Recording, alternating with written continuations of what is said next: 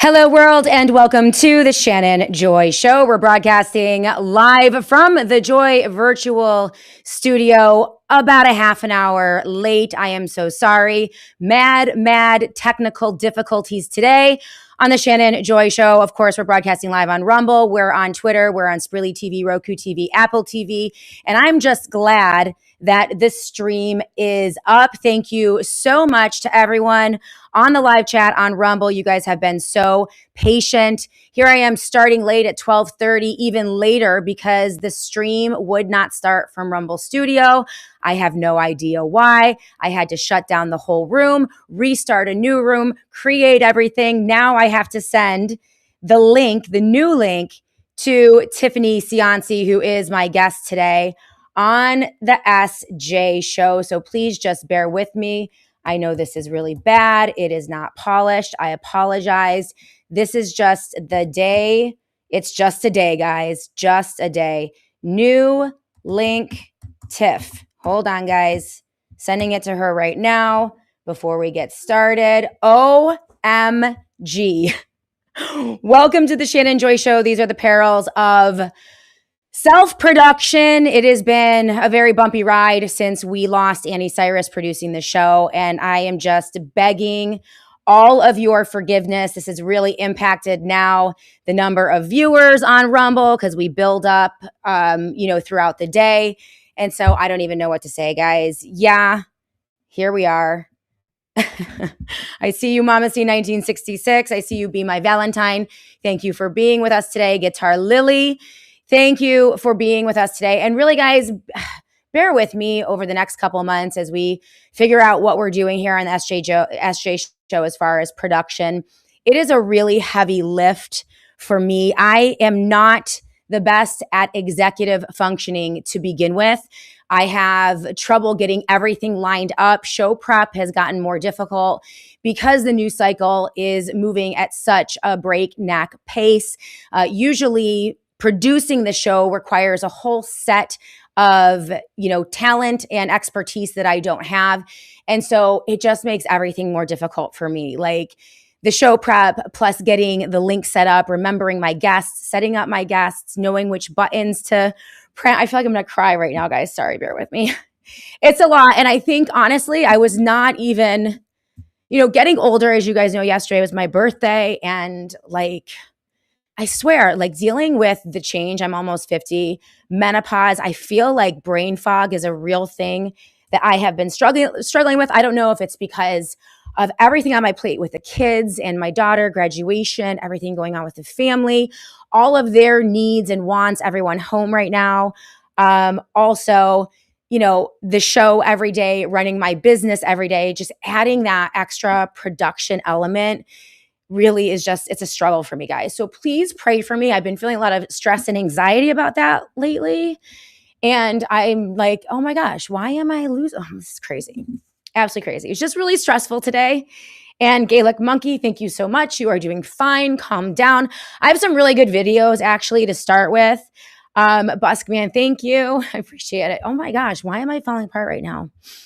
Group Hub, thank you. Thank you. This has never happened to me. And I swear, I'm blaming it on the change. It really is a thing for women that, I was not even really anticipating, all of the hormonal swings. And I think it's just the one tipping point of doing self-production right now it's been really difficult for me. I don't like to bring this stuff to the audience because you guys know I am not a complainer. I am not the type of girl who ever brings these type of troubles out, but it's been a thing. So everyone who's watching right now, thank you guys for being so supportive with me. Thank you for helping me through all of the ups and downs of the Shannon Joy Show over the past 13 years. It's never been easy. It's always been bumpy. We've gone through producers. We've had great producers. We've lost them, the deplatforming, everything. God has always been with this show and with me, but things are just hard right now. So I am so appreciative of all of you who who have been just so helpful to me. So I apologize for the terrible technical difficulties that we have had recently. I apologize for being late to my own show. I know I'm supposed to start at noon, getting everything together. It's a lot. It's a lot. And Mark the Regan, I appreciate you. PG Glenny, thank you so much. CJP Rumble, I appreciate you so much. And we have Tiffany Cianci in the house to save this show because it's been so bumpy to begin with. You guys see the headlines on today's show, stock market madness, the pumps and the dumps, normalized Washington, D.C. corruption and pain on Main Street. We're going to talk to financial expert Tiffany Cianci today. We have another peace deal that the president says he has negotiated with Iran. The peace deal that he says he's negotiating is actually pretty bad on its face, but we don't even know if we really have a peace deal. Peter Schiff is out there saying that, you know what, we have a deal to make a deal. Likely things will not change, in his opinion, for the next 60 days. But this is contributing to wild swings in the stock market, a lot of instability. Even when the stock market is doing well, it is not translating to Main Street as consumers are being pummeled. And I have a couple of videos today that I'm going to share with you today. I was going to share with you an awesome Bobby Sauce video about Dan Bongino and the data centers. Maybe we'll have a little fun with Tiffany to get started so that we can like ease into this show and maybe like my blood pressure can come down and I can relax a little bit. But we're going to get to a lot today. It doesn't matter what's happening in DC. It doesn't matter what's happening on Wall Street. Everyone out there, every one of you watching or listening to the Shannon Joy Show today, you know that things are not good in the United States of America. You know what this administration is telling us is not true. You know things are getting tougher for regular people. And the gaslighting really, I think, contributes to this madness where it's like they're telling us the sky is green and the grass is blue, and they're pummeling us with headlines that defy reality every single day. And we have headlines from the left and headlines from the right. We have AI and deep fakes, and nobody knows what's real anymore. Anything coming across the screen, we have to test against what is actually happening in real life. And it's enough to drive you mad. And it's enough to overwhelm you. And I wonder if that's also contributing to the way that I'm feeling recently in terms of grappling with all of these things and trying to survive the mindset. So we're going to talk with Tiffany about that. I'm going to bring her in right now. We are going to go for about an hour today because we started so late and I want to get started with her. So I'm going to skip my intro. I'm going to skip all the fluffy stuff and bring in my special guest, financial expert and advocate, Tiffany Cianci. Girl, I am so sorry. Your microphone is muted. So if you could just do me a favor and unmute that. Sorry for the late start. Terrible tech difficulties. I'm self-producing. It's just so much. Girl, I'm over here saving bunnies and have a tree coming down outside. We're just getting through it. Summer vacation has already started. We have kids. I think we'll all get through this together. We're going to be fine. Okay. Thank you so much. And yeah, Tiffany, literally her cat got a bunny. Did you save the bunny? Yes. Bunny is safe. Thank you. I'm a little worried about how to feed Bunny. Bunny is 3 days old, but we're working on it. So mommy bunny's dead and baby bunny needs to be saved. Oh, I'm so sorry. I'm so sorry. Well, you are a kind-hearted woman. And also, I mean, a brilliant financial analyst. You are an advocate. You are an expert in so many areas. You guys know Tiffany Cianci. She is one of our favorites. You can follow her on TikTok, follow her on Twitter. Her handle is @TheVinoMom. And I brought you on today. We have a lot to talk about.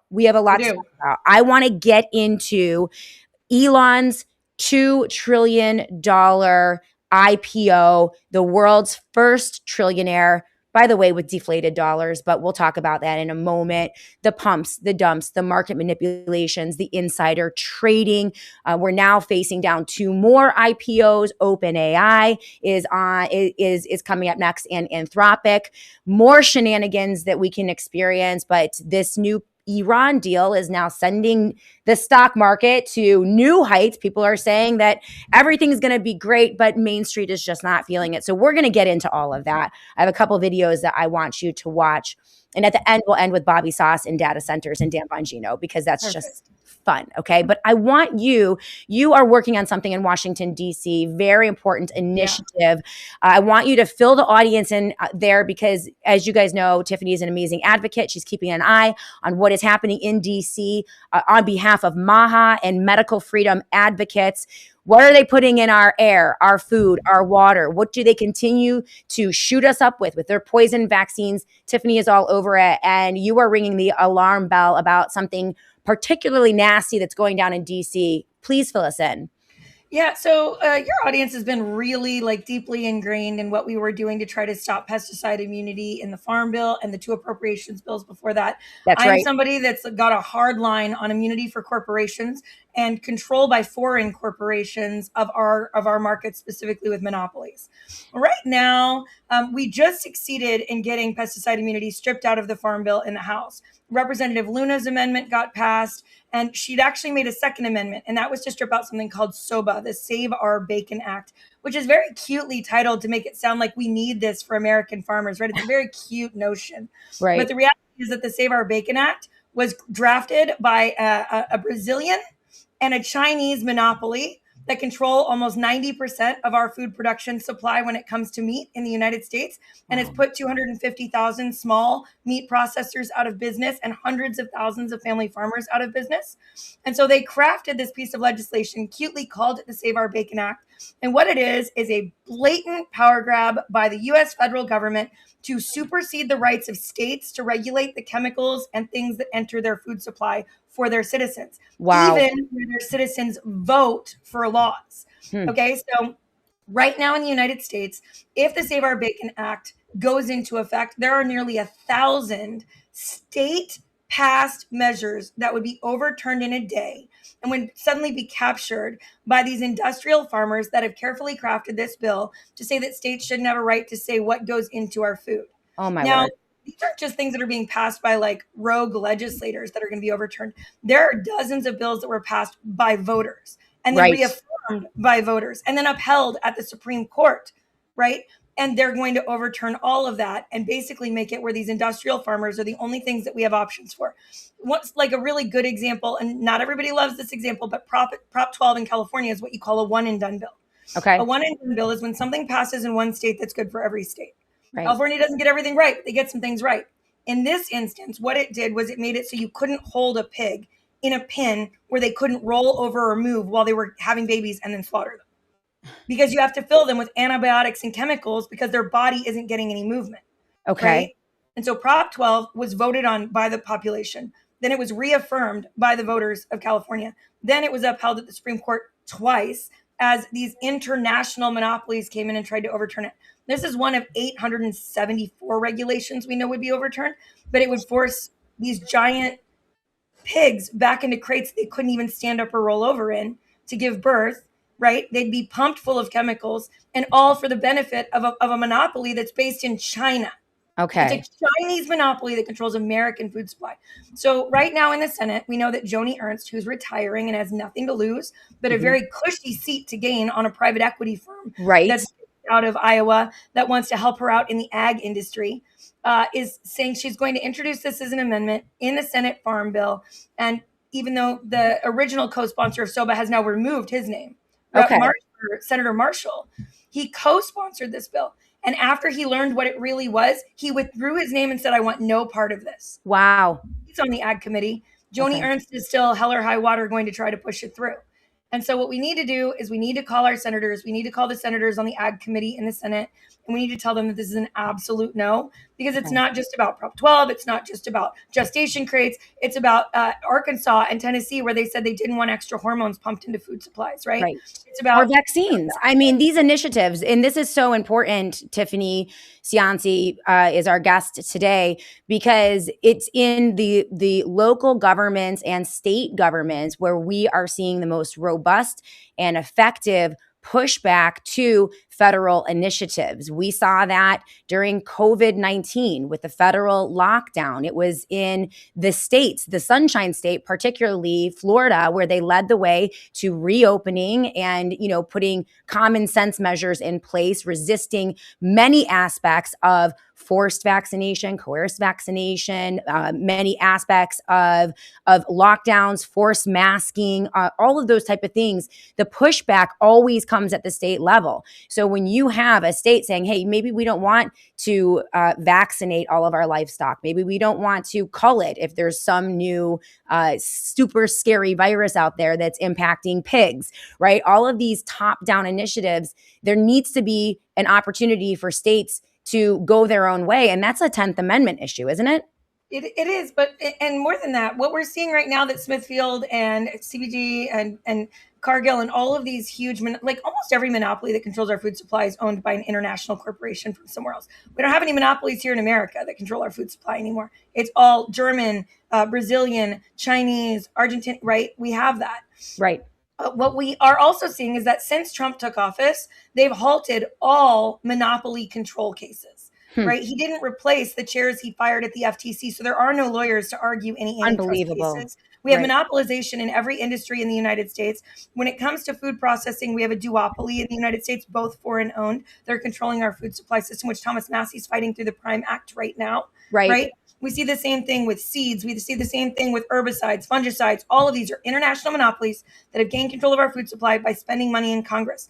And so what we're seeing is that the only forefront that's still working to fight monopolies and to fight the takeaway of control from citizens are the states. Right. We need the states to have power. We need the states to have access. We need voters to have a voice, and they don't have that in the federal government. Corporations do.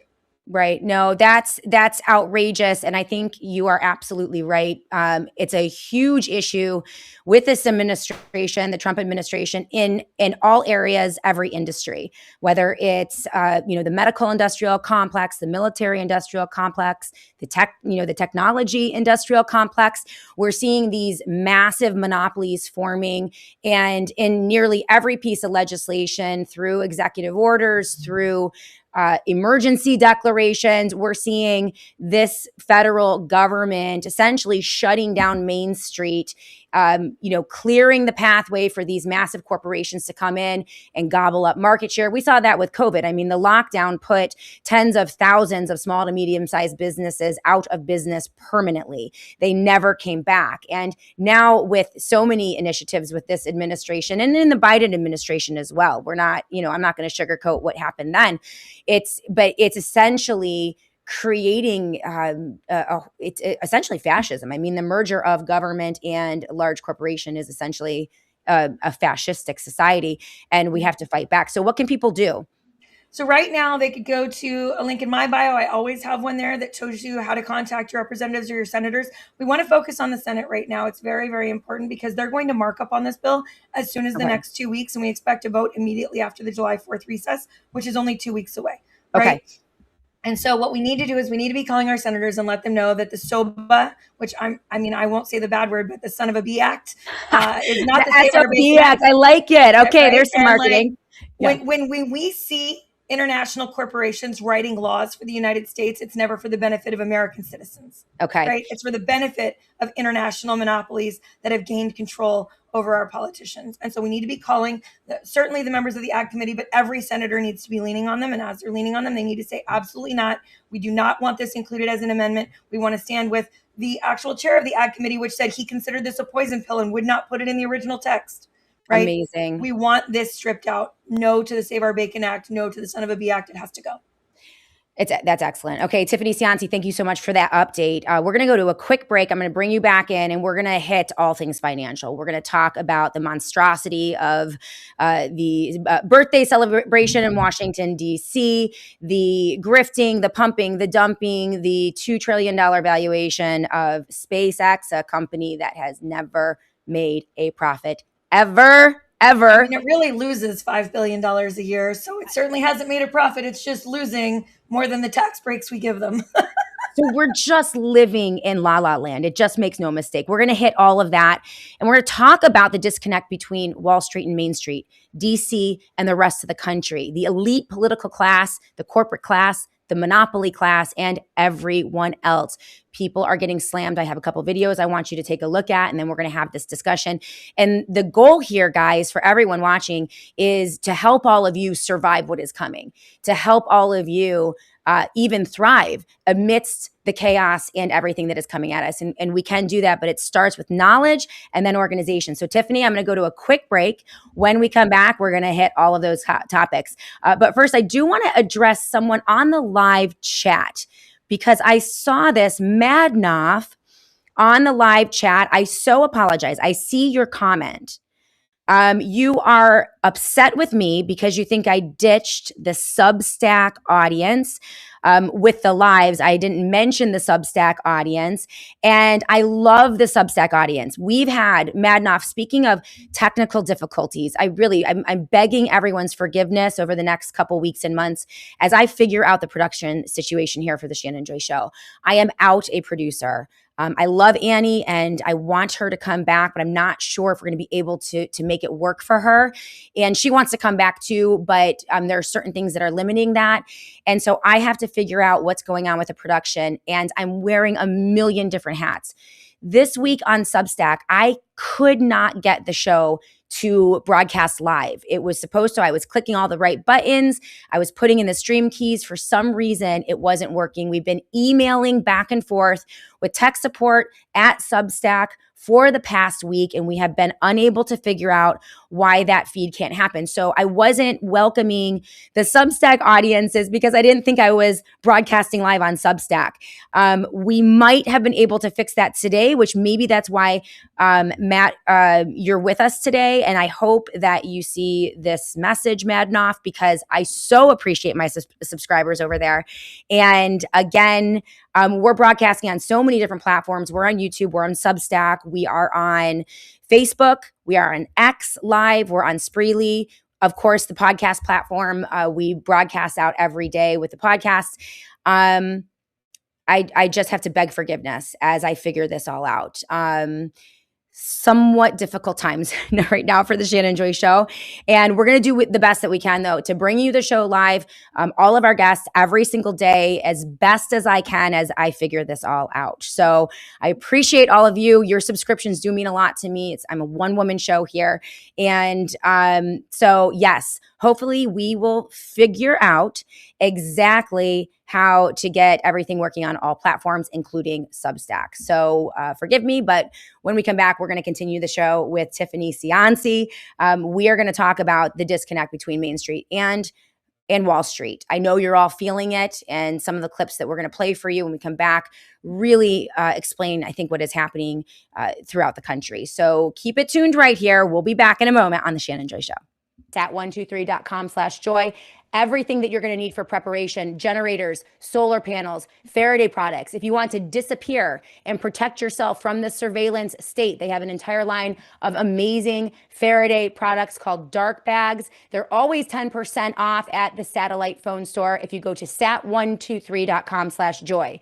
That is sat123.com/joy.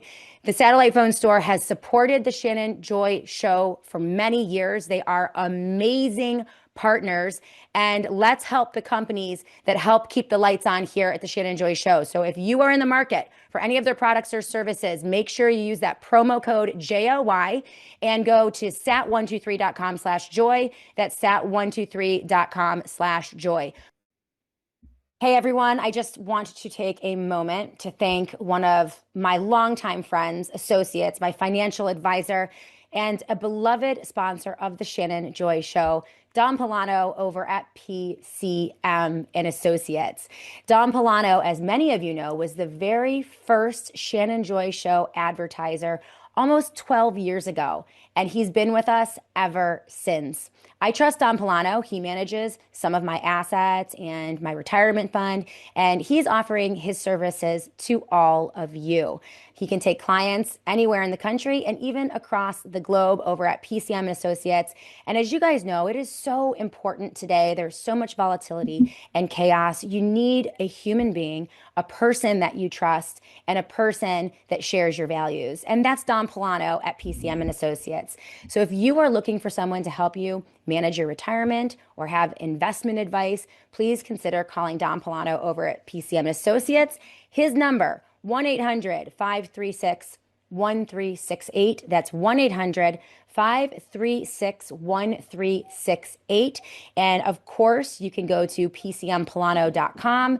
That is PCMPolano.com to learn about all of his services and get in contact with his team. Again, so thankful for Don Polano at PCM Associates, and I think that you are really going to appreciate his services. So that number again, 1-800-536-1368 for a financial advisor that you can trust.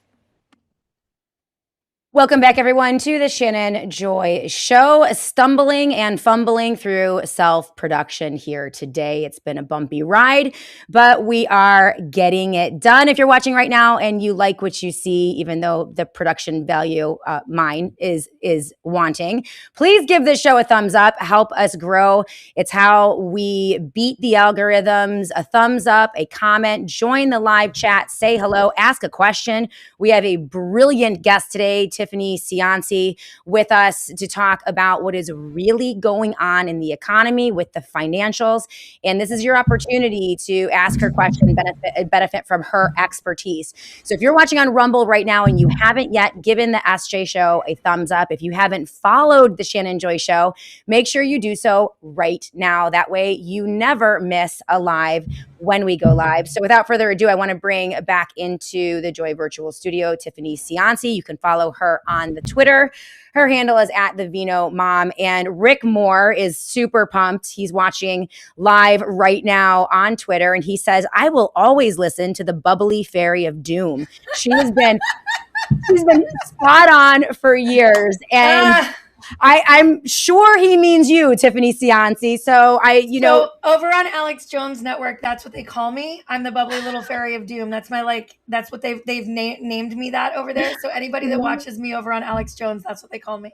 That it's hilarious. And you know what? Listen, you got to keep that mindset. We got to laugh through all of this, or else we'll just go crazy. Things are bad. Things are bad. Speaking of doom, I mean, people are feeling this. One of the strangest aspects of the time that we live in today, Tiffany, is the amount of severe gaslighting coming from Washington, D.C. Both, the Biden administration pretending like, there was no impact on the markets or the economy on regular Americans because of the COVID lockdowns. Now fast forward to the second Trump administration. Everyone knows things are not good. But if you look at the headlines on right-wing news media and even on left-wing news media, they're not acknowledging, at least in a substantial way, what is really happening to the American people. And this is resulting in an absolute shedding of support from Trump's MAGA base. I want you to take a look at this video of a diehard Donald Trump fan, a supporter, a MAGA fan. She was interviewed recently, and this is what she had to say. It was stunning to me. I want to start with this video to start our conversation, and then we're going to go and we're going to be hitting a couple different topics. But take a look at what she had to say. I actually have panic attacks. I've had a couple this past week. And I get very emotional over it. I don't want to work anymore, but I can't afford to retire. Obviously, President Trump is immensely wealthy, has been wealthy since he was born. Yep. Do you think he understands? No. He hasn't lived it to understand it. He sees it, he has not lived it. He needs to live it. Wear the clothes, wear the shoes, wear your Walmart clothes, wear your Walmart shoes. Do your thrift store shopping. Don't eat steaks. I don't get to go out to dinner. It's not an overnight thing, but it's been 2 years now. You said you'd bring down the grocery prices. Literally, I must be the most angry person when I grocery shop because I buy the same things every week, and I see it jump every week. It is not every couple months. It's literally every week.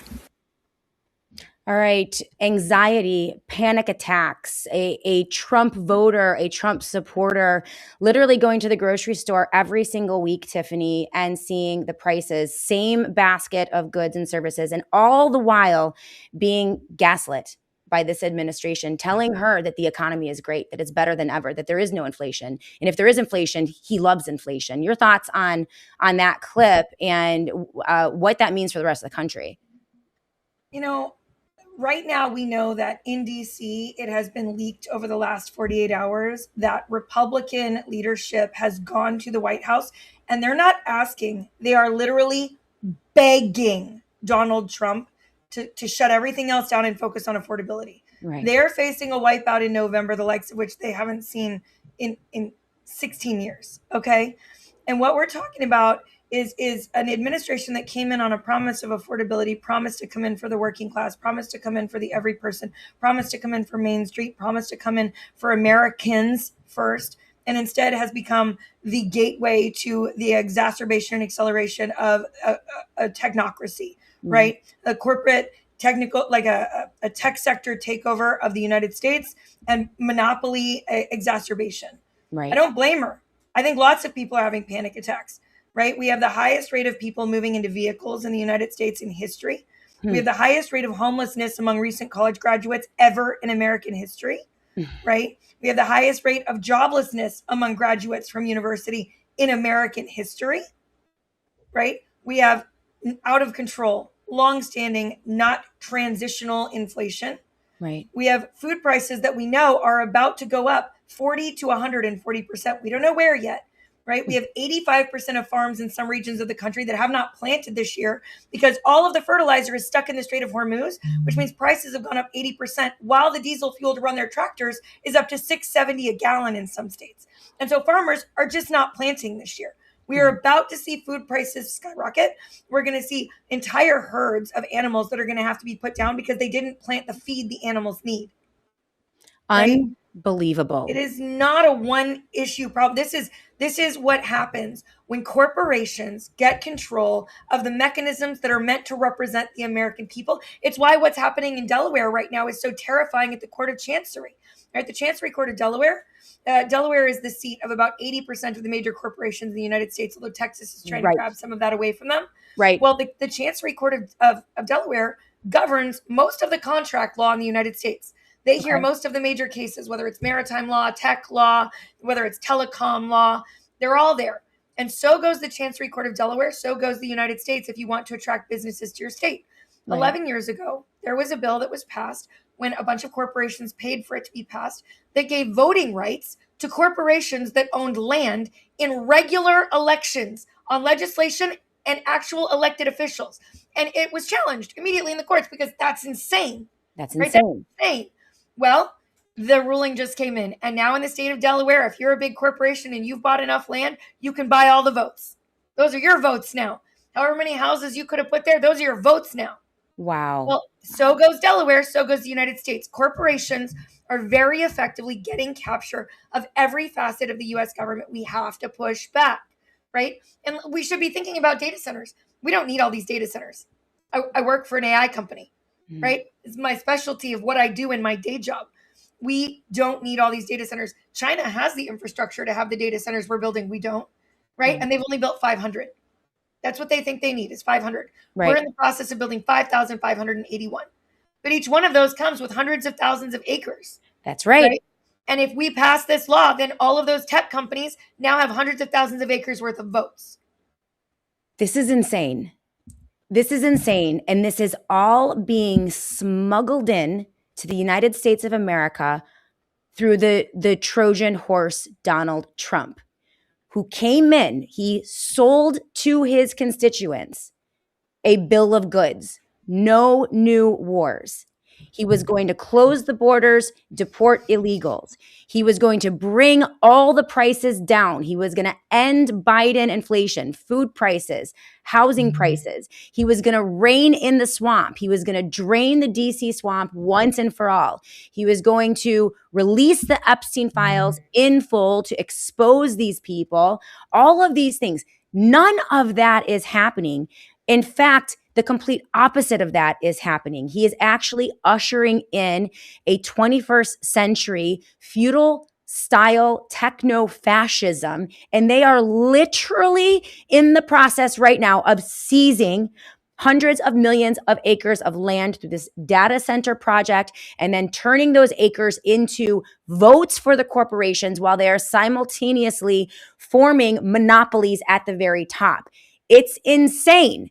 And one of the best examples of this, I mean, the recent, I'm dying to get your thoughts on Elon Musk's $2 trillion valuation of a company started 24 years ago that has never turned a profit. In fact, has lost almost $50 billion over its 24-year history. This company valued at an insane $2 trillion. The IPO goes through. Elon Musk becomes the first trillionaire in global history. It is outrageous and just the beginning, I think, of more, well, because he got away with it. What are your thoughts on this? And how did Trump and his administration, in your estimate, pave the way for this type of market manipulation and this type of basically blatant theft? In my opinion, they used Doge. Yeah. So I want to be clear. The opposite. In Doge executive order that was written, it was a Trojan horse, right? What it did was it gave broad power to the Doge team to put Doge chairs into every administration and Doge appointed people in every regulatory agency to supervise the Doge elimination of waste, fraud, and abuse. But what it actually did was put people into each of the regulatory agencies that could control and shift narratives. And the thing about the Doge order is that you weren't allowed to fire them. No one in that agency could fire them. A really good example of this is MAGA. People are upset that Bobby isn't being able to do what he wants. Well, Brad Smith was the Doge appointee to HHS. Brad Smith, the CEO and founder of Accenture Healthcare, right? He's a CEO insider that planted 40 people around Bobby and are now controlling everything that happens in that agency, right? That's not the only agency. They did it at the SEC. They did it at the FFTC. Right? They did it at the FTC. They've done it at every single agency where Doge got to choose who was going in there. And suddenly now the SEC, which after the dot-com bubble put clear guardrails onto index funds. I should probably slow down here a little, but please go. Yeah, slow down. Like, let's remember the audience, but yeah, keep going, girl. When you look at what's happening with the SpaceX IPO, they got a $1.75 trillion valuation. Okay, it's the highest valuation ever in IPO history, right? Simultaneously, and this is very important, on May 26th, the SEC passed a regulation that rescinded guardrails that were put up in 1999 to 2001. The reason those guardrails had been put up, they were guardrails for access to the index funds. Okay? Right. Index funds are the single most invested in mechanism financially by every retirement account in America. They are meant to diversify and allay risk for your long-term investments so that you can secure long-term goals and hold patterns. Okay. Now there's the Vanguard flagship index. There is the BlackRock flagship indexes, right? There's the CRSP. There's the NFTC. There's a bunch of different index funds. But if you have a 401k or a pension or even an insurance annuity, it is invested in these because after the dot-com bubble, the SEC realized that if you allowed big corporations that were hype into the index funds, it put all of them at risk. And millions of people were bankrupted in their 401ks and their pensions then. Right. So post.com, they put up guardrails that said if a new IPO wanted to be able to be traded and exchanged through the index funds, it had to prove 12 months of not just viability, but returns. Okay. So you couldn't come in with a big valuation and negative gains, right? You couldn't come in with losses and get access. Right. You had to come in, go through the hype cycle. You had to prove something called a public float. Okay. Now, for those of you watching at home that don't know what a public float is, what it means is that when a new stock comes to market, prior to coming to IPO, they go to private secret investors and they give them early access at better returns. Right. They make sweetheart deals with them to get them to buy in to increase and artificially hype that IPO valuation. And SpaceX, OpenAI, and Anthropic have been doing early private offerings for the last year. Right. where they've been coming in and offering to their sweetheart private equity bros at the golf course lower cost to get in, guaranteed returns, which wouldn't be legal to offer any of us, by the way. They're being guaranteed sweetheart like guarantees on the returns, right? And they've all been buying in for the last 12 months, waiting for the moment it would come to IPO where it forced the amount to the top, where they could then start selling and we would be buying at the top. Normally, regular everyday investors would not run to buy at the top because statistically, when you buy at IPO, on average, you're going to lose between 17 and 26% in the next year. Unbelievable. That is statistically factual. Mm-hmm. And so post.com bubble, prior to that, you could get into the index funds with a high IPO, and a bunch of people lost everything. Not rich people. The working class lost everything, right, because they were socializing the risk after the artificial pump. Okay. Well, on May 26th, the SEC, in their building surrounded by Doge insiders, unbelievable, rescinded all of those regulations and passed a new regulation that gave an alternative access metric that said you did not have to prove 12 months of returns for your investors. You did not have to prove any returns for your investors. Instead, you could reduce the float and get an alternative valuation for access based solely on a high valuation IPO. Wow. Which is just what you've artificially pumped through your early access to your bros on the golf course and the tennis club. Okay. And so what's happened is that within 5 days of IPO, for the first time in 25 years, SpaceX is being forced into all of these index funds. And the index funds responded in kind.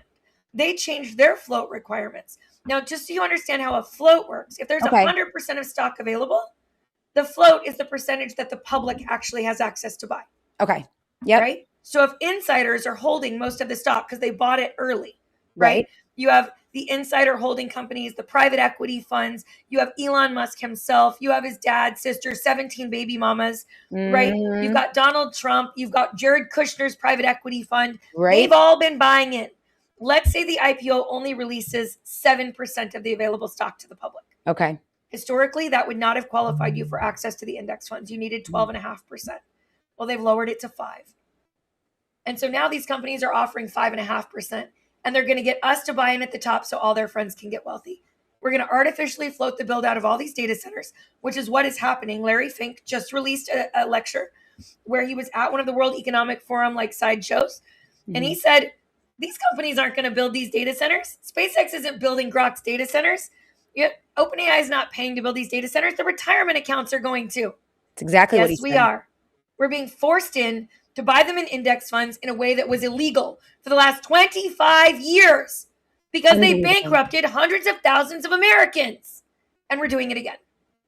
And that was through Doge. What Tiffany just explained is that while Trump was a Trojan horse for the techno-fascists, Elon Musk and Doge was a Trojan horse. It was meant to be an efficiency operation to streamline and make efficient all of these government entities, these bureaucracies.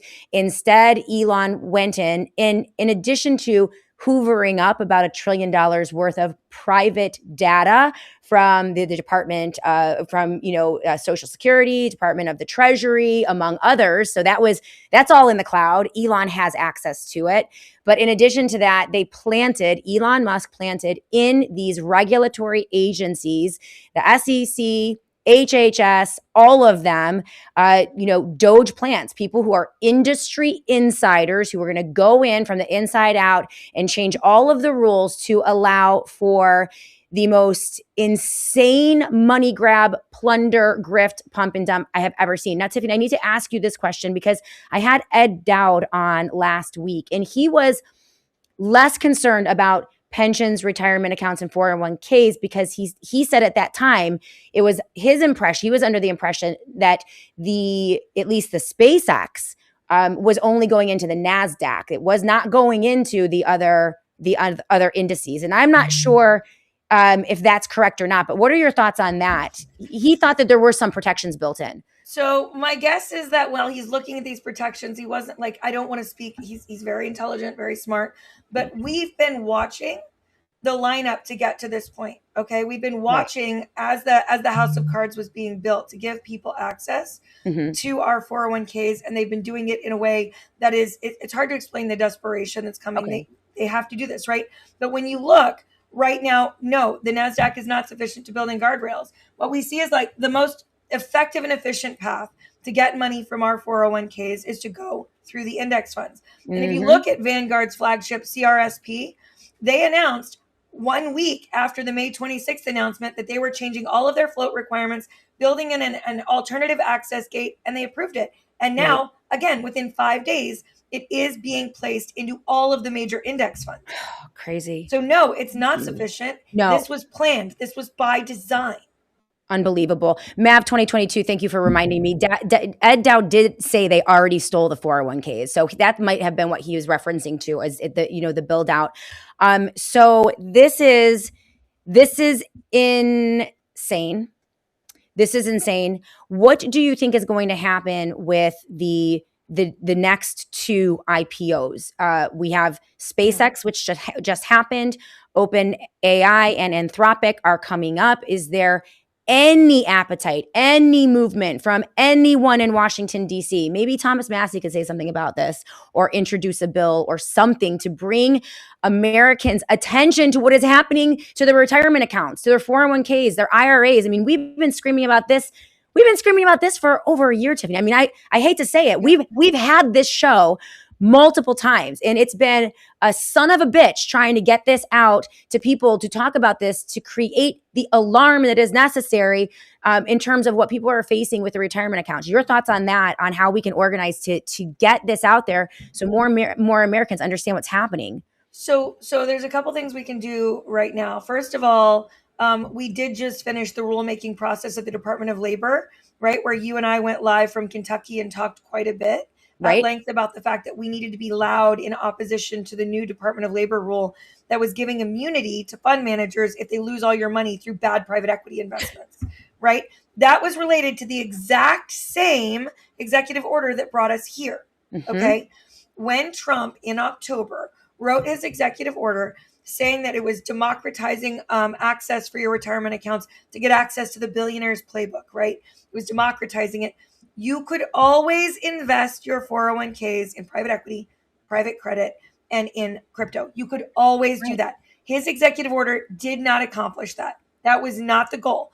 If you looked at the last paragraphs, though, what it did do is order the Department of Labor and the SEC to modify their regulatory oversight to give access so that it was feasible to do.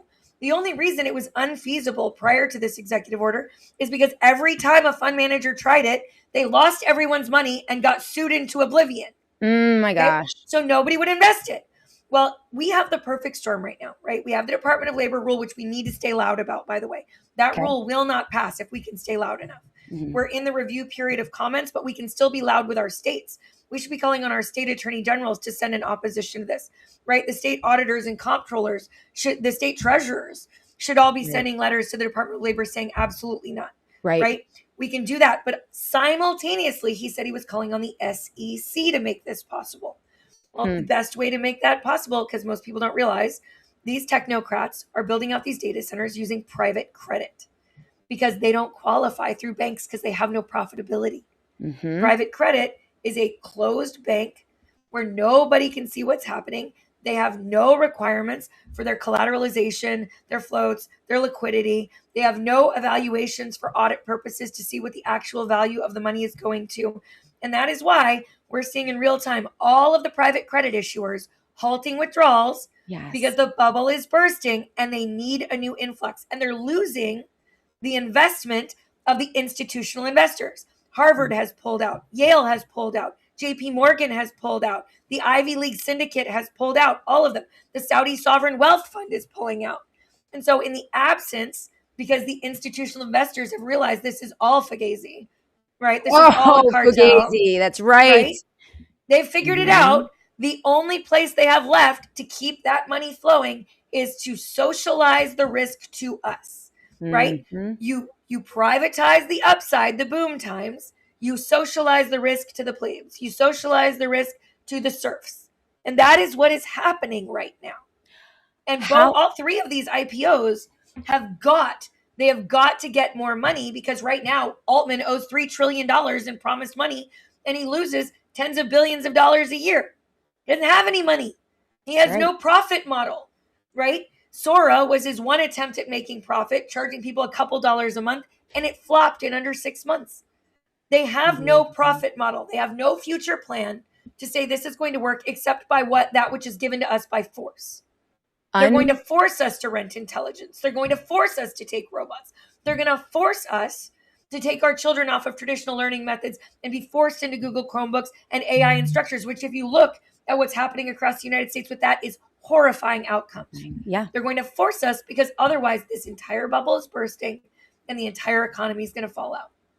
And we are the next metric they need to keep that money flowing.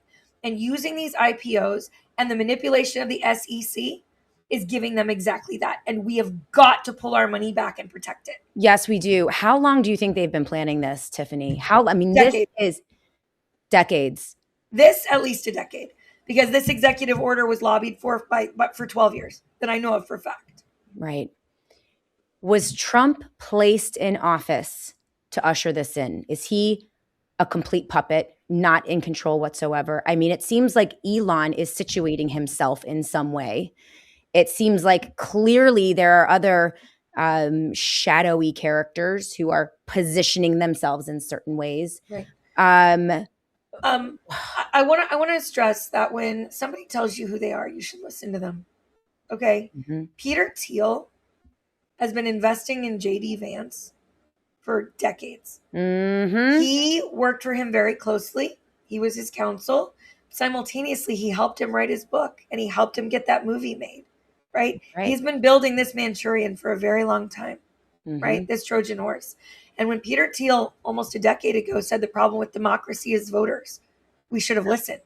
And when he said, with no qualms, no fear at all in saying what he said, that right now voters get in the way of what needs to be done. He sees a world where, instead of voters having a say, we have a CEO overlord that decides what's best for all of us, guided by a supreme intelligence he builds in a box in his basement like weird science, right? Mm-hmm. And in the midst of all of that, he said this very calmly, very, very openly, if we can find a way to get our technology into enough places within the government, we can circumvent the will of the voters and do what needs to be done. And they are doing it. Yes, so when people ask how long this has been the plan, it's been the plan from their beginning. And right now, there are a few things in life that scare me as much as a JD presidency. Absolutely. Few things. Because if you're close to Peter Thiel, who can't even answer a question, do you think humanity should survive without having a real problem deciding if we deserve to be on this planet Earth? Then I don't want you around me, because you lack discernment. Absolutely. Now, it appears that they are exiting Donald Trump, that we have an exit stage left. Maybe this is why he's being so brazenly hateful and unlikable. Maybe this is why he is for a while if he's breaking about to have an early exit.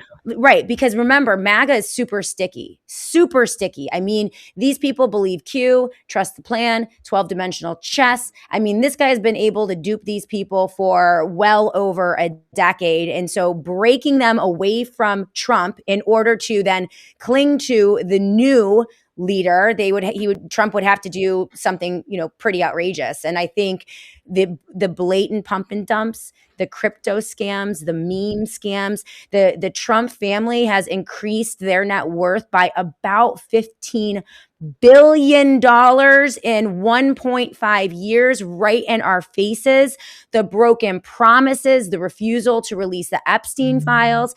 You see them shifting everyone away from Trump. Then they push up America first, right? We're not MAGA anymore. We're America first.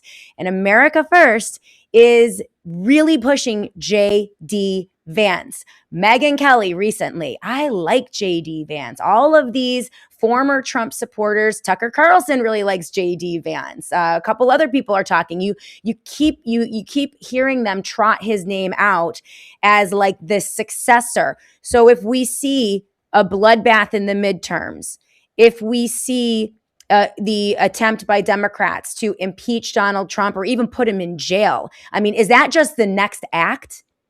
So there's a lot of ways the president can exit early, right? Like That's there's a right. lot of ways. It could be a health problem. It could be a family problem. I do know it won't be before February. I know that because if they did it before February and he exited before February, then JD could only run once. Interesting. And I think they're positioning theory. it for 10 years. So They're I don't think positioning JD for 10 years. they could. Yeah. Unbelievable. Right. Obviously, this is all speculative and this is just entertainment purposes only. And I'm absolutely, allegedly not saying anything is real and this is all fake. And anyway, but it will be before it won't happen until February if anything's changing, because there's no way they're going to risk JD only getting 6 years. That's really insane. And I want to stress, like, the takeover is happening in real time. HHS just penned a deal for Palantir to get all of our medical data. Oh my gosh. Okay? Peter Thiel's Palantir is now going to be managing all of our medical data, all the medical data of the United States of America. Horrifying. Right? Horrifying. Right? We cannot continue to allow monopolists to control the information, the data. The data is the most valuable thing on earth. People should not be giving their data to these companies. Right. Should not. Your data is the most valuable thing you possess. Right? It's worth more than your blood. By actual metric. Okay?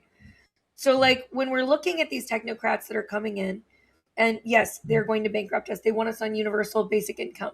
They absolutely want us beholden on them, the same way that Sam Altman, in the most horrifying phrase ever uttered on a stage, said he sees a world where intelligence is no longer possessed by an individual but rented from him like a utility on a meter. Yes, we featured that last week on the show. We need stupid children. We need complacency, right? We need stupid adults. We need and it is now factually confirmed that for every small amount of time you spend on an AI system, you are reducing your human skill sets, and it does not come back. Wow. It does not come back when you stop using it. You have to rebuild that skill set.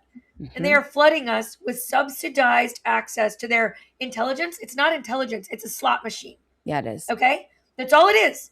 It is a predictive algorithm. It is a parrot with a plug. Okay? And it has heard a bunch of words, and it's going to spit out what it thinks you want. And if it's not a good one, you're going to re-roll that slot. And maybe the next one will be better, and the one after that. It is a slot machine. Yes, it is. Okay? Yes, it's not real. It's not reasoning. It's not human. It can't experience the world like you can, but it can steal your capability. Right. It can steal your ability to improve and challenge. It can absolutely do that. And it's doing it in real time. And for every iota of AI that is forced into a school, you should be screaming at your school board meetings. That's right. You should be demanding your children not have access to it. It is there. These are things that are being built in to usher in idiocracy in a way that I think all of us thought we'd have more time on. But if you saw what I saw in DC this week, I went to the Lincoln Memorial, one of my favorite places on earth. Okay. You go there. I spent time with people I care about there. I walked up to the steps, and they had the entire place set up with giant screens and huge neon lights and strobes for a press conference for UFC on the steps of the Lincoln Memorial. When I say there were giant video screens, like 20-foot video screens with UFC fight night imagery. Unbelievable. On the steps of the Lincoln Memorial. And then yesterday we got to watch it on the White House lawn. For $8 a month, you had to go to Paramount Plus and pay for your pay-per-view in order to watch. Oh, and by the way, Eric Trump was caught trying to fix some of the fights. This is a story that is brewing. They tried to deny it. They've now deleted the tweets denying that Eric Trump was trying to rig the UFC fights that happened on the lawn of the White House. You cannot make this up. It is idiocracy, peak idiocracy, Tiffany. And meanwhile, the one American fight champion we have in UFC that spoke out and said he wants to be America first and he doesn't want other countries to control our media was not only evicted from access to the event, but was arrested on the White House lawn for using free speech. That was what is happening? Right? It's insane. It's insane. Like this, we have to revolt, guys. Peacefully, of course, but we need a nationwide revolt. How much time? We're going to take a break, Tiffany. How much time do we have? Because I mean, what is this going to look realistically if it falls apart? These, the tech bros, the billionaire bros get in, they get access to the 401ks, the pensions, the retirement accounts, the insurance holdings, and they're able to dump their losses on the American people. What does that look like for regular people? Is it going to be a slow collapse?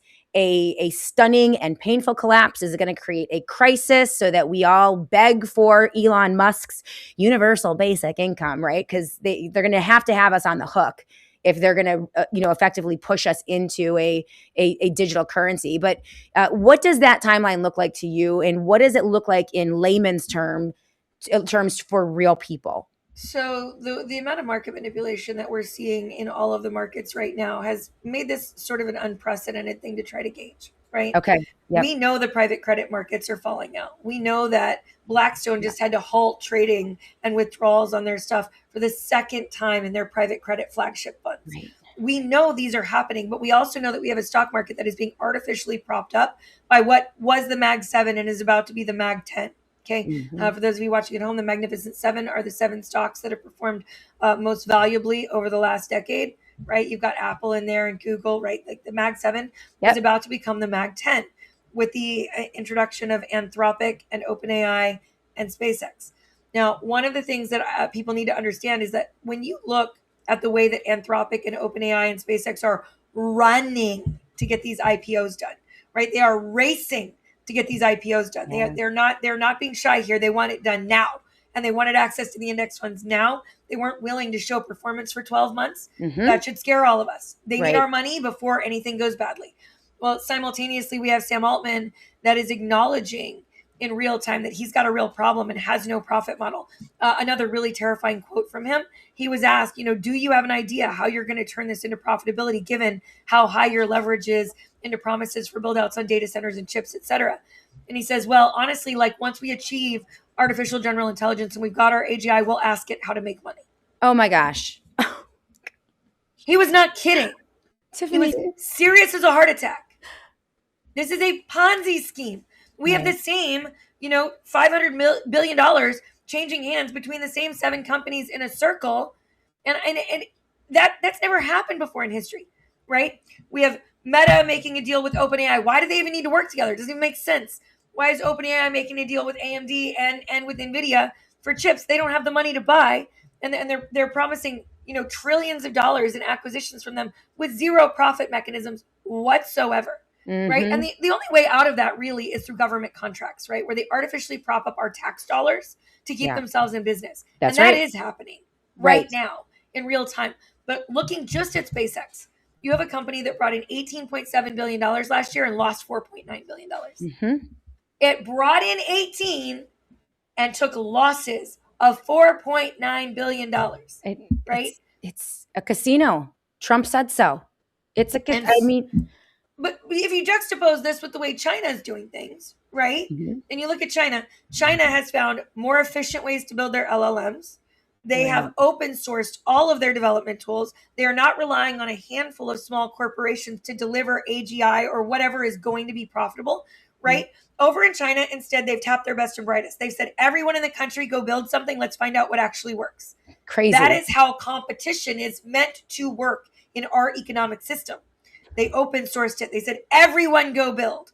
We'll give you enough data centers, just a few. They don't need as many as us. Right. And they said, go figure out what works and we will make that cream rise to the top. Whereas over here, we've got 8 techno bros with monopolistic control and a real God complex. Yes, that are looking at us and going, if you give us every bit of your data, if you give us the most valuable thing you possess, we promise, trust me, bro, one of us will get the right thing. One of us 8 definitely has the best idea and we don't need anyone else working on this anywhere in America. You juxtapose those two things, and frankly, we've got big problems. We do have big problems, and it's astounding that the Chinese Communist Party over in China is operating in a more free market way than the United States of America under Donald Trump and the techno bros. like, Elon, Peter Thiel, JD, and the like. It's insane. It's insane. And everything that you've worked for, everything that you've built in your lifetime with the assumption that you could pursue happiness, that you could own a home, a property, retire. I mean, that's being stripped away before our very eyes. And I agree, Tiffany, it's hard to apply a timeline to this. But I'm going to ask you about that when we come back, though. I want to know, I want to get into like nitty gritty of like what this means to people, and how they can protect themselves as best as we can. We might not be able to fully protect ourselves. Ed Dowd acknowledged that last week when he said, they've already come after our 401ks. This is already kind of done. And by the way, we've been in a recession, probably a depression since COVID. Okay.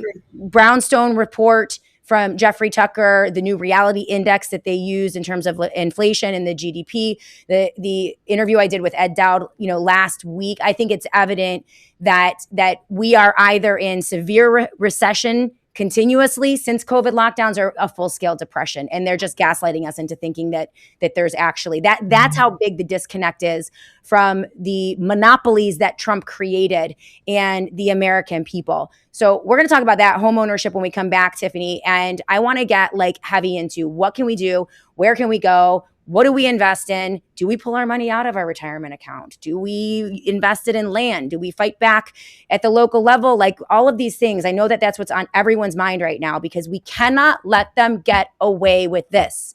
Yeah. Okay? Over my dead body. You thought I was mad during COVID? Okay? You ain't seen nothing yet. And I'm sure, Tiffany, they haven't seen anything from you either. They're getting warmed up. COVID created MAGA. You come after my kids and their future, our retirement, and you're going to create a whole new coalition and organization of people who are not going to take this. And that's where I want to go with you when we come back. All right, Tiffany? So we're going to take a quick commercial break. When we come back, guys, please remember the sponsors of the Shannon Joy Show. I could not bring this show to you every day without the Wellness Company and the Satellite Phone Store and PCM and Associates. And of course, one of my absolute faves, Peter Schiff over at Schiff Gold. I have been using Peter's work. He is an economist. He is a truth teller. He wrote the book, How Economies Grow and Why They Collapse. Everything he wrote in that book that shaped my thinking on economies 10 years ago when I read it, when I started my show, everything he wrote about is coming true. And I'm so thankful to have Peter Schiff and the team over at Schiff Gold as valued sponsors of the Shannon Joy Show. I use Schiff Gold for everything. Right now, people are looking for safe havens. They're looking for information. They are unsure about what is happening in the stock market with the economy. Everyone knows that there's that great disconnect between Main Street and Wall Street. Everyone knows that there's some shady stuff happening with these valuations. And this is why people are looking into safe havens. Gold and silver have always been safe haven assets, and now they're tier one. Ed Dowd talked about that in our discussion just a couple days ago. So this is a great opportunity for you guys to learn about how you can protect your retirement, how you can protect what you've built using gold and silver.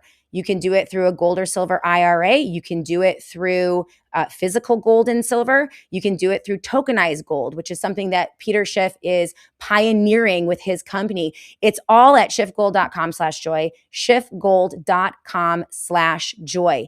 Make sure you go to my page. They're going to take extra special care of the Joy audience. And so if you want to learn about all the different ways that you can protect yourself, please go to schiffgold.com/joy right now. Do not wait. As we know, these things sometimes can come out of nowhere. It doesn't hurt to learn about ways to diversify. So schiffgold.com/joy. That is schiffgold.com/joy. When you are shopping at the Wellness Company, make sure that you use the JOY promo code. It's going to get you lots of goodies, free shipping, a percentage off of your order every single time, whether it's an emergency kit or ivermectin, hydroxychloroquine, whether it's a second opinion. So many people are benefiting from the telehealth that is provided at the wellness company. If you don't trust the opinion of your doctor, if you want a second opinion, if you don't trust a diagnosis, this is a way for you to go out, take control of your own health. You can get your own second opinion at the wellness company. The emergency medical kits are absolutely amazing. The contagion kit, every American needs an emergency medical kit in their home. It is an amazing source of peace of mind. You will have the life-saving prescriptions that you need, antibiotics, things like ivermectin and hydroxychloroquine. Sometimes in an emergency situation, certain medications are hard to get on purpose. You don't have to worry about that when you are prepared with that emergency kit. In fact, one of the listeners of the Shannon Joy Show mentioned that she purchased her emergency care kit about 8 months ago and has already used it 3 times. How amazing is that? Sometimes you just need access to that prescription. You don't have time to get to the doctor. It's such an easy process. You go to twc.health/joy. That's twc.health/joy. And you sign up. You have a consultation with one of the wellness company doctors. They work out all of your prescriptions, get them ready for you. You assemble the kit, and it is in your home on your doorstep about a week and a half later. It is such an easy process. And with the Joy promo code, you're going to get $60 off your emergency kit. It is worth every penny. People absolutely love it. And you'll get $60 off plus free shipping when you go to twc.health/joy. That's twc.health/joy, and absolutely use that JOY promo code because it's a huge discount. Don't forget to use that JOY promo code. Love the folks over at the Wellness Company. We are joined live today by our friend Tiffany Cianci. She is the Vino Mom on Twitter. She is the bubbly fairy of doom on InfoWars, growing a huge audience over there. Tiffany, you're just killing it. Congratulations. Before we get into the nitty-gritty of how this is going to impact regular people, please tell the entire audience how they can find you, support you. I know I can't keep up with you. You're like a whirlwind. You're like a tornado and you don't stop. And I love it. I love it. Where can people find the majority of your work and how's it going over at InfoWars? I'm glad to see you growing that platform over there. Oh, I love doing Alex Jones Network. Their audience is super action oriented, just like your audience is super action oriented. Love it. And they're open to learning about things. There's no echo chambers over there, which I really, really enjoy. You can find me on TiffanyCianci.com. You can find me at the Vino Mom on Instagram and X. You can find me at Tiffany Cianci on TikTok, which is my favorite platform to post on, and over on YouTube. Tiffany, TikTok shut down my show with Ed Dowd last week when we were talking. We went down. I think the financials were like, okay. And it's owned by, who is it owned by? We Larry blamed Ellison. it on, yeah, we blamed it on Larry Ellison. That was Ed Dowd's opinion of what was the happened. reason they gave for the takedown? It violated some type of community standard. And I have a feeling we delved into COVID and COVID era atrocities and government democide and the shot. And I don't know if that's what triggered it. If you were in the algorithm that is seen internationally and you talk about that, where other countries have laws on that, they'll shut it down because they have to pull you out of that algorithm. Maybe. Okay. So like, for instance, if you're being seen in Germany and they have a no COVID slander law, they have to shut down your algorithm because you're available everywhere, and they have to move you to an America only algorithm. A no COVID slander law. You cannot make it up these days. I'm still going for justice with COVID, Tiffany. And I think that we're going to get there, but I think that we are about halfway through this war. And I do believe that we are in a version of World War III. There is a war. There are casualties. There are bad guys who hate freedom and liberty and want to move us into a 21st century techno feudalism, tech slavery, and we see the elements of those movers and shakers here in this country. I think it started in earnest. I agree with you. The plan has been in place for quite some time. In fact, you can go back to Elon Musk's grandfather and the original roots of technocracy. His grandfather was the head of the techno-fascist party, the technocracy in Canada.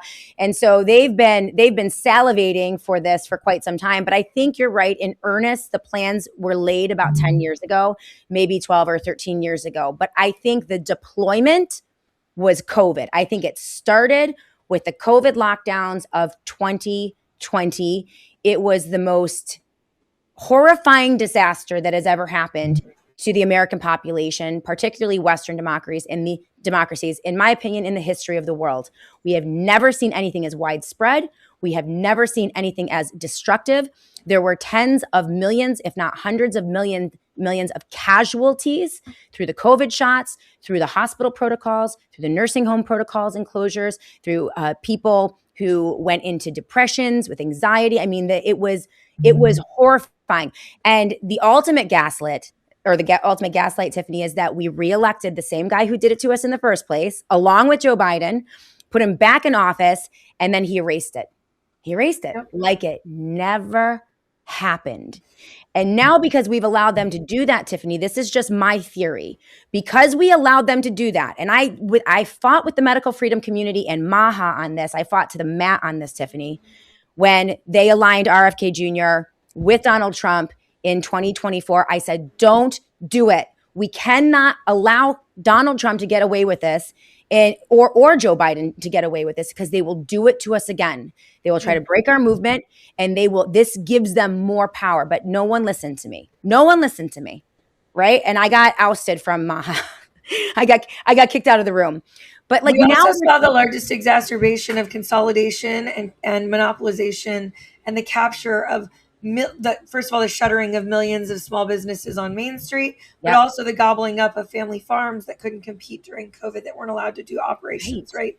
We saw the same thing with the consolidation of every industry in the world during COVID, with this hyper monopolization. And with the reduction of competition, the ability to capture politically is more effective, more efficient, and we're seeing that play out in real time.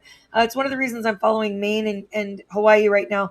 They both have cases headed to the Supreme Court that would stop corporate ability to buy into PACs. And we're watching very closely, because Citizens United itself would have to have a constitutional amendment to overturn it, but we can simply just change the rules that empower states, that empower corporations in states, and nobody's done that yet. It hasn't been looked at by the Supreme Court, and I actually think we have a real shot.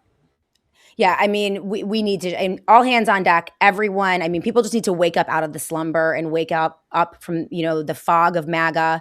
It's not happening. They're in fact accelerating the destruction here in the U.S. And I want to ask you, I'm gonna play this clip for you, because this broke my heart.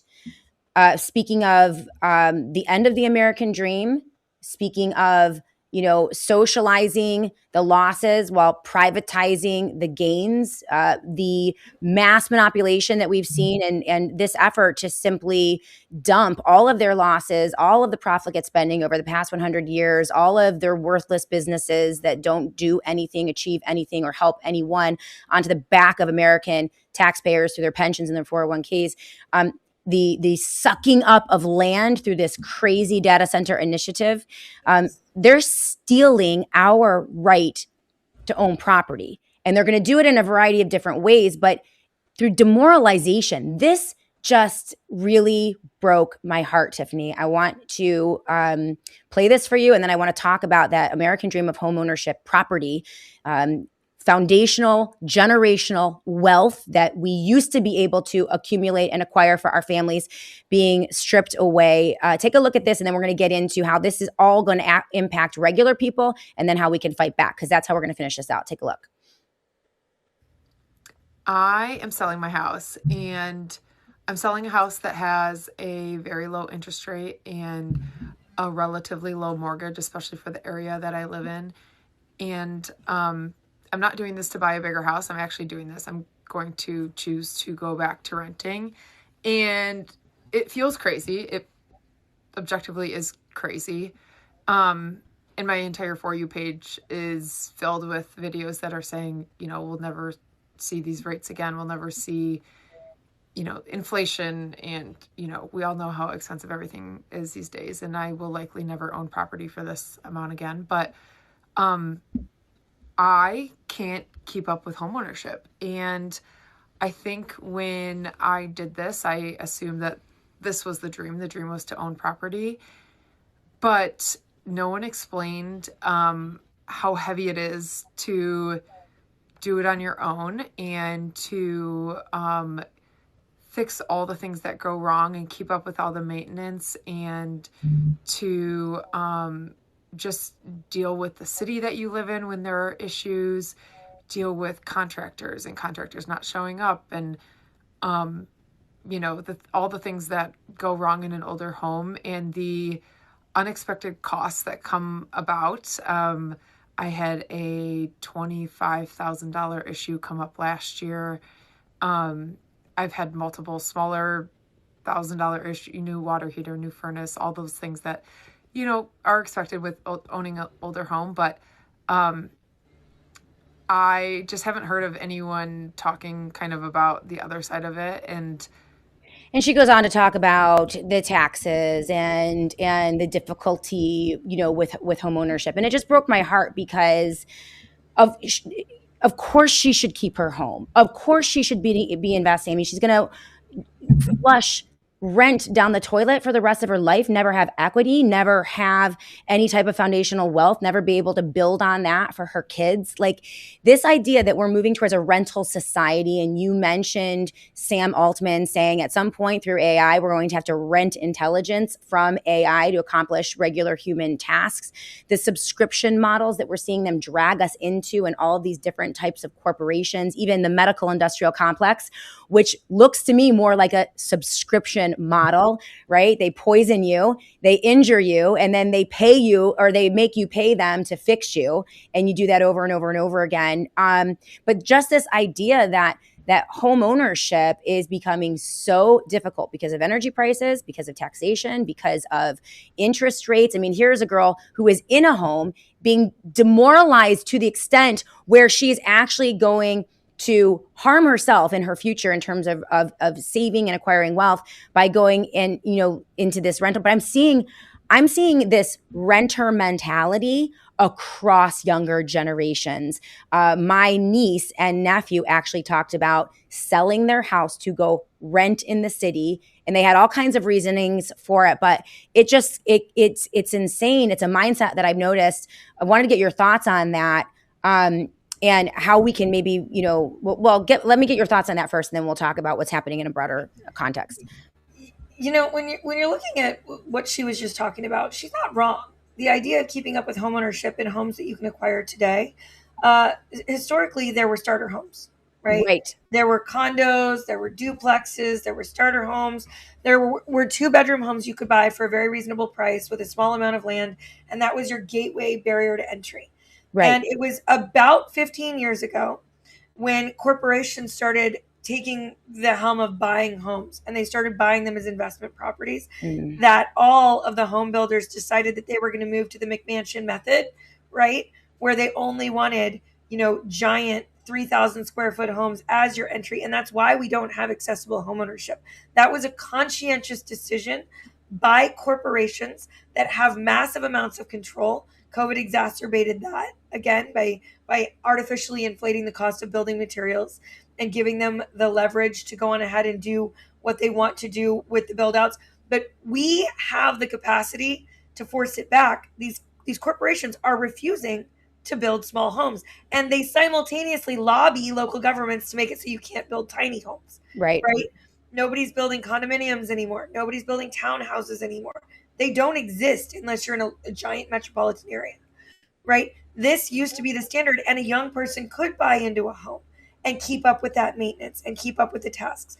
But when your only option is to go into debt in a way that you'll never foreseeably pay off, to take up 40% of your income when it used to be that you were spending 18 to 20% of your income, right? To have houses where the only way you can get in is an average starting price of, if you go just a few miles from me in Northern Virginia, that they do still have like row home style like townhouses, and their barrier to entry is about $850,000. It's insane. For a townhouse. Unbelievable. Right? So like, we've made it so that it's so far out of reach. And we've made it so that the corporations are deciding to make sure that that's the only choice we have. And then they're selling to one another to keep the money flowing. And all the while, they're forcing us into more and more of a state of serfdom and renterdom. And you will own nothing and be happy, as he said, babe. Mm-hmm. Like, we will own nothing and we will be happy. Well, I am not willing to do that. And I think we really have to assert ourselves. There's a lot of things we have to, there's so many things we have to do. Oh my God. Let's talk about what we can do. Let's talk about what it looks like. I mean, is this going to collapse? Is this going to collapse? And are people going to be destitute? Or are we going to, like, our economy? Yeah. Absolutely. Yeah. You cannot just look at the graph. Okay? I know, just but look at a stock graph. I feel like I started talking about this like 12 years ago, though. I feel like, it's not real. We had the .com bubble. We had the 2008 housing, collapse. We had COVID-19. We had, and every time everyone's like, it's gotta collapse at some point. And it never told, like, so I'm trying to gauge, like, what is this going to look like? I agree with you. I'm like, there's just no way we can do this. And I think what's different right now is that we have so much pressure now coming from foreign countries, the BRICS countries. So Russia, China, India, South Africa, and Brazil, among others, are divorcing themselves. They are getting out of the US dollar. We have gold now becoming a tier 1 asset. They're placing pressure in many, many different ways. The world is not so cool with the United States of America and dollar dominance anymore. And so it feels different to me right now, like that pressure. It's like they can't do this in a vacuum anymore. Before, there was no other game in town. There was nowhere else for people to go. And so that they could continue the Ponzi scheme. It seems like it is ending to me, but I'm like really afraid of what that ending looks like. And I want to know what you think. There's a lot of truth to the fact that what goes up must come down. We have an artificially inflated market, artificially propped up also by inflation, right? So the value of it's not real, right? What you're seeing in terms of dollars, the Dow's at 50,000, right? Like, that's not real. Because the money's not worth what it used to be, right? When you adjust it for inflation. But what goes up does have to come down. What goes up does come down because we are in an artificially propped up market. And if you look just in the last year at American GDP, right? In a healthy market economy, all of your sectors or 80% of your sectors have some growth. You want to see 3%, right? 3% growth is good. What we're seeing dollar for dollar in GDP growth in the United States over the last 2 years is that we had negative growth. We had losses in every sector outside of data center build out. And dollar for dollar, all of our GDP growth is in this artificial fake AI bubble. Every dollar that's gone there is being extracted, right? It's being printed for them. None of this is real money. They're not borrowing this as real money from banks. This is money that they have printed at JP Morgan, handed to a private credit issuer with no oversight, and then handed out to the next tech bro that dropped out of Stanford and says he's got a game-changing idea for you. Right. All of that is the only GDP growth we had. It's all we had. There is no GDP growth in any other sector. And so when you have an economy where you have net losses, GDP is not actually growing, and the only GDP growth that we do have is attributable to fully speculative markets. There is no profit plan for AI. Data centers have no customers, right? They have no plan to build out the infrastructure except we're going to pay it through our power bills, right? We're cities where there's literally a 1,600% increase in the taxation they're looking at to try to fix the infrastructure to build out these data centers that we do not need. China doesn't need them, and they're doing just fine, right? They have 500, we have 5,581. What we instead have are a bunch of Kevin O'Leary real estate bros that are speculatively buying up land and water rights. I want to keep stressing water rights under that land, right? For things they say we're going to need to implement a surveillance state. Nobody needs this much data processing unless you're tracking every eye movement in America. That's right. We don't want. Yes, it has to come down. Yes, it will come down. How can people protect themselves? What is the best way? I'm just a girl trying to get a nut, Tiffany, in this world. I've got kids. I've got a mortgage. Where do people plant their money? Where do they put it? I mean, for me, I've been a little bit of all of the above. That's kind of the only thing that I feel like is viable. I have cash. I have gold. I have silver. I have land. I have property. I have stocks and bonds. Right? Should I be pulling my money out of my 401k or my IRA right now? So first of all, there's a lot of tax implications. I'm going to get real careful here and say I am not offering you financial advice. I could never give you financial advice, right? Don't ever do so. We talk about here is But one, move your money into small local banks, Hypothetically small local speaking. credit unions. Spend Right. cash. Spend Okay. cash with your local businesses. Prop up small businesses. Those are obvious. We should be starving monopolies. Second, you need to be sending an email to your 401k fund manager saying that you are rescinding any implied or explicit permission that they have to invest your 401k in private equity, private credit, or alternative asset investment. Immediately you send that email. That way you still have a right to sue them, even if they get the immunity that they're looking for. But if our 401ks are invested in index funds, is there a way to keep is there a way for us to talk to our 401k manager or the pension people and say, I don't Yes. want my So money? Yeah. every 401k can be self-managed. What I'm strongly encouraging people to do right now is during this next 12 to 18 months, you should contact your fund manager and tell them to pull back from any index fund that allows in these high valuation IPOs. Okay. But I want to be clear, okay, that this is so important. This speculative data center cash grab that is taking place in our economy, very similar and reminiscent of the dot-com bubble, except without the oversight that came with the dot-com bubble and the guardrails that came with the post-dot-com bubble that we are now disposing of in real time. Right. What people need to recognize is that, again, we've had lost GDP in every sector except this. And as a result, when this goes, so goes everything else, right? The data center build outs are also responsible for the commodities increases. They're responsible for the building materials increases, right? They're responsible for all of the heavy mineral use, right? Because we're building chips, so we need lithium and we need copper and we need diamond, right? We need chip pieces, we need chip parts. So every single facet of our economy is being artificially propped up by this blatant cash grab. And we need to ask ourselves why. China, which has way more people, way better infrastructure because they've spent 30 years lifting people out of poverty. Well, we spent 30 years giving billionaires more money, right? Okay. And reducing our ability to invest in infrastructure. They only need 500 of them. Why do we have 5,581? Right. They have more land than us. Yeah. They have more people than us. They have as much industry as us. They have more companies doing AI than us. We only need this much to implement a surveillance state. We only need this much to continue to steal our data. We only need this much to control everybody.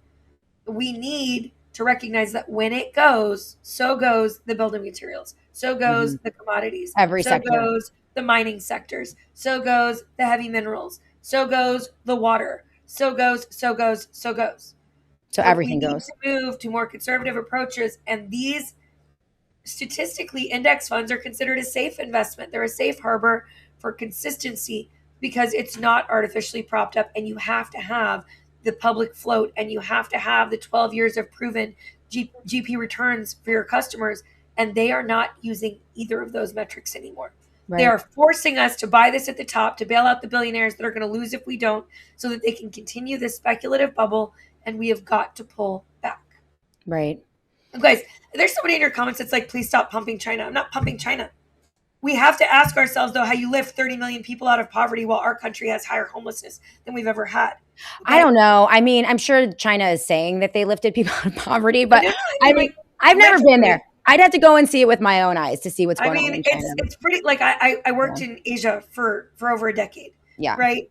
And, like, I don't believe that China is a better country than us. I don't believe that we should be artificially saying everybody move to China.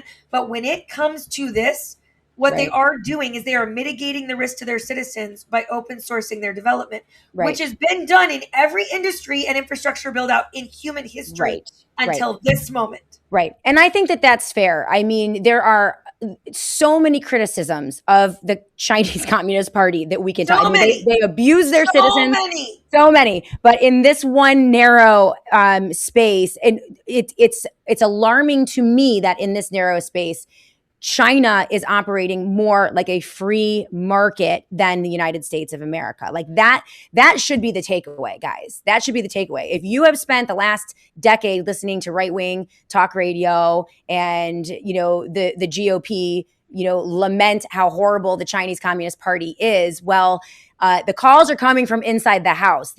Your own government under Donald Trump over the past 10 years has pretty much transformed into something even worse than the Chinese Communist Party. It is fascism. It is it's actually even worse than fascism. It is anti-human techno transhumanist fascism, which is demonic and evil and horrifying. And that's what JD Vance is going to usher in after they exit Donald Trump to the stage left. So that's what people need to realize. And I think more Americans need to be alarmed. And I think at this point, you need to make a decision for yourself. I saw someone in the live chat. I liked this comment, Mama C 1996. We borrowed against the 401k. We used that cash to purchase real estate. We built up the 401k again. We're getting ready to purchase again. Personally, I'm all about things that you can tactically feel, right? Like you can put your feet on the ground. I like physical gold and silver. I like the gold and silver IRAs. I like real estate. As you mentioned, Tiffany, cash, use it. It's currency, it's energy. When you're using it, it pumps energy into the system. Local. I moved all of my business, Tiffany, a year ago, all of my business from the big corporate bank to my small hometown. I can walk to the credit union and talk to my people. And that took a while. My business bank accounts and our family bank accounts, it took a full year to like turn everything around. I think people need to be really looking at that. I love that idea. And then we got to start organizing. We got to start activating. We got to get out of this two-party stupor that we are in. It's both parties, Democrats and Republicans. One bird. Biden and Trump.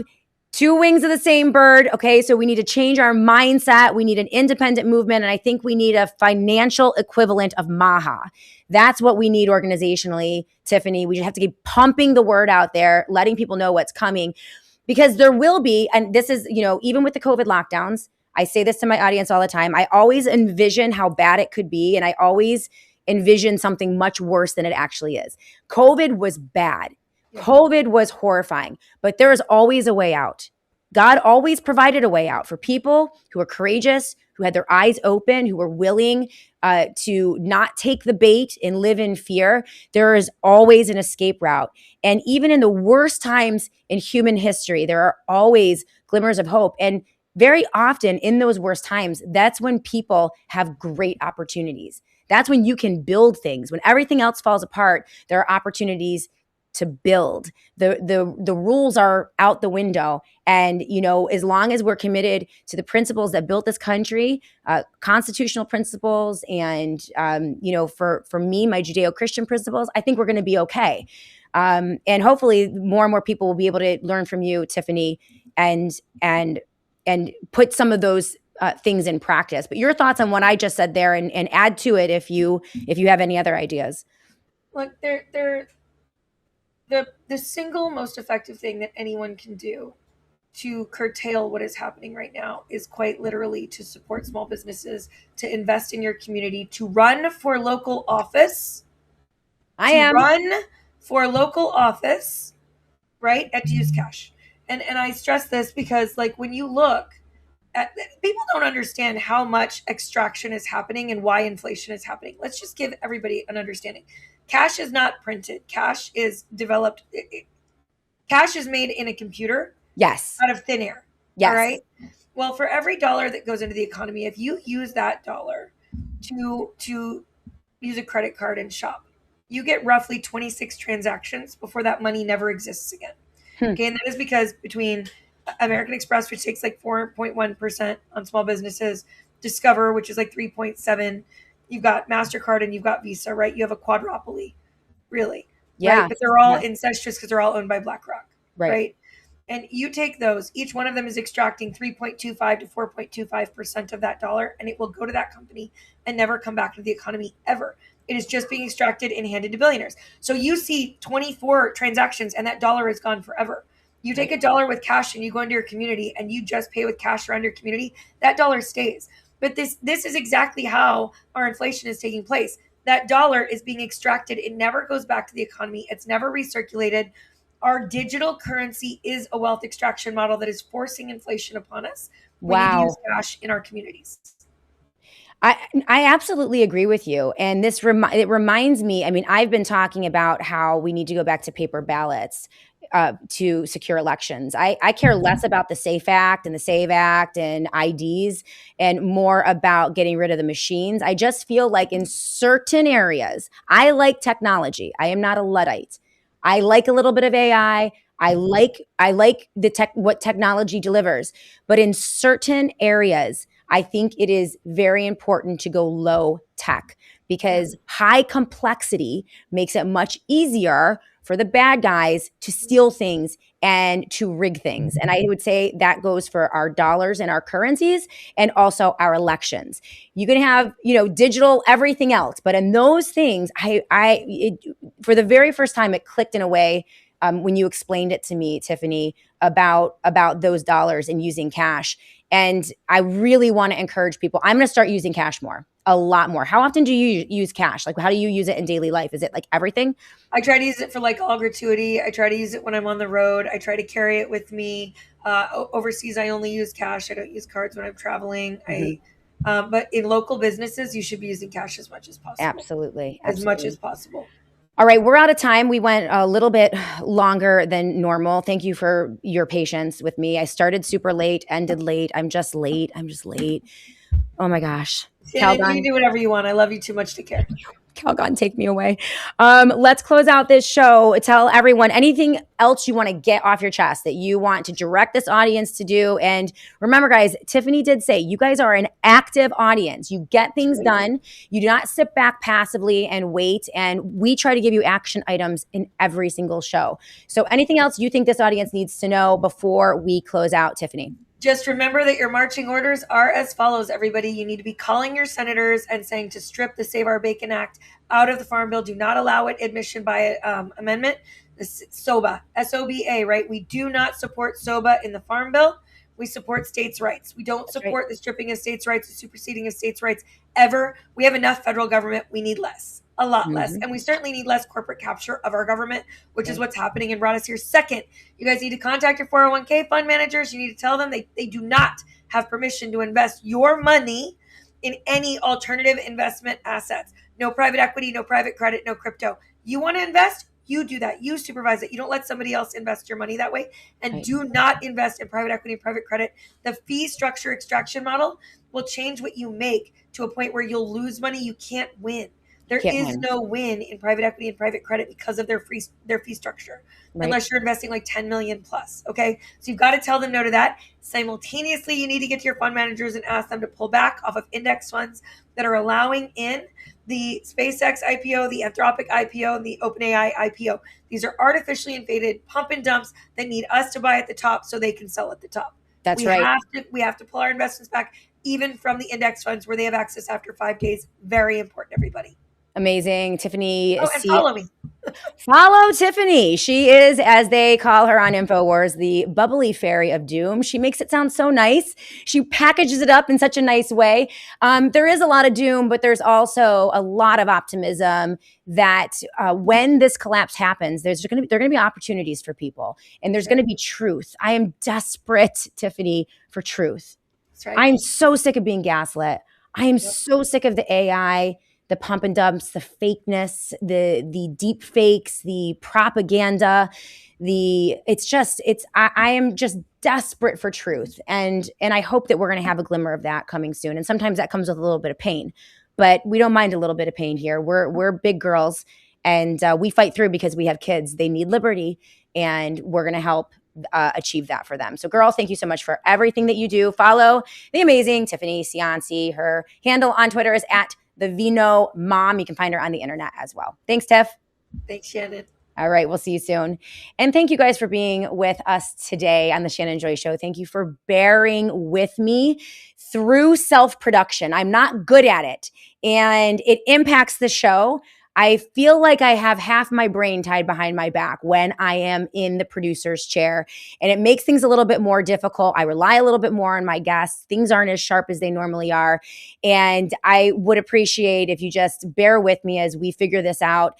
I might be doing some training sessions. I might be moving to a different type of studio setup. We'll keep this here. The physical location will be here, but I might be going through a different program that is more user-friendly and easier for one person to use. And And I'm working to get Annie back in some capacity to help me out with some of the behind the scenes things that are just overwhelming me right now. So guys, thank you so much. Please pray for me through this transition. As always, I need your prayers. And you can support the Shannon Joy Show as well. Go to theshannonjoy.com. That's theshannonjoy.com. So many of you contribute on a monthly basis to keep the lights on here and keep this little engine that could chugging along. We're independent, not left, not right, just the truth, straight up, no chaser. You guys know I intro with that every single day. And because of that, the pipelines to platforming are just not there. The right-wing media doesn't want me. Left-wing media doesn't want me. Tech-owned, billionaire-owned platforms don't want me. And so it's you. It's the audience that keeps everything going. I appreciate all of you, those who do contribute as monthly contributors. Thank you so much. I saw a couple donations today on the live chat. Silver Country, thank you so much for your donation. For those of you on Rumble, you can donate through the live chat as well. And if you're watching on any other platform, please likes, thumbs up, follows, join those live chats. When I am no longer self-producing and I can see all the live chats at the same time, I will be giving love to our growing YouTube audience. I'll be giving a lot of love to our growing Substack audience. I can't wait to see all of you guys, but we're just in a bit of a transition period right now here on the Shannon Joy Show. So I appreciate your patience. All right, guys, thank you for being with us today. Tomorrow, solo. Thursday, Sasha Latapova, another blockbuster guest here on the Shannon Joy Show. All things MAGA, medical freedom, what is going on in Washington, D.C. The rumors are that Bobby Kennedy Jr. is out. They're going to be ousting him by early to mid-July. We're going to hear all about that from our good friend Sasha Latapova, among other things as well. She's been on a tear. Amazing truth teller when it comes to vaccines. She's going after the injections, all of the injections, every injection. None of them are safe. In fact, it could be the injections, 100 years of injecting a population of people that has contributed to so many chronic health issues, from young people to old people. It is disastrous. And Sasha is one of the best in the world on this topic. So she's going to be with us, I think, on Thursday. I could be wrong. Maybe it's tomorrow. Join the show either, regardless. And we're going to see you tomorrow. So thank you to those sponsors, the Wellness Company, Peter Schiff, the Satellite Phone Store, sat123.com/joy. And of course, Don Polano over at PCM and Associates. He knows I don't want to be in those index funds. I've already had my conversations with Dom. So he's great. Thank you guys for being with us. We will be back tomorrow to do it all again right here on the Shannon Joy Show.